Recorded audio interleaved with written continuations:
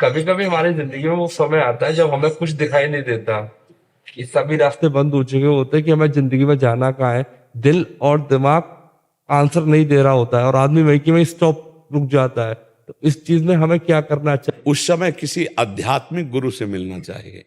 वो ऐसा प्रकाश डालेगा कि आपका दिल और दिमाग दोनों सही रास्ते पे चल पड़ेंगे।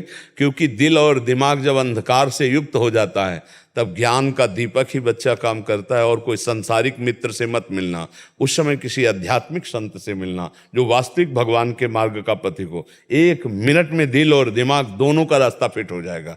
आपको जब संकट पड़े, जब समस्या पड़े तो सत्संग जरूर सुन लेना। और अगर आप राधा राधा जपोगे बच्चा, तो आज से लिख लो, दिल और दिमाग कभी ऐसी स्थिति में जाएगा ही नहीं कि जिस स्थिति की तुम बात कर रहे हो। केवल नाम जप करते रहना, नाम जप करो, गंदा बात न करना, गंदे दृश्य मत देखना, गंदा चेष्टा मत करना।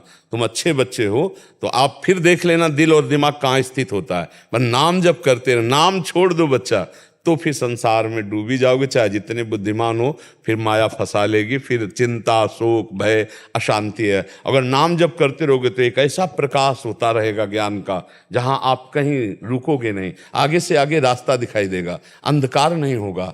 ये स्थिति नहीं आएगी कि दिल और दिमाग दोनों ठप हो गए, अब क्या निर्णय करूं, अशांति नहीं आएगी, ऐसा अंधकार नहीं आएगा। नाम जप करो और माता पिता को भगवान मानकर उनकी सेवा, और पराई माता बहनों की तरफ से दृष्टि हटाओ। गंदी कोई वार्ता, गंदा कोई क्रिया ना करो। फिर देखो आपका दिल दिमाग कैसे आनंदमय होता। आप भगवान के अंश हैं बच्चा, और भगवान आनंद समुद्र है। तो आप आनंद समुद्र है ना।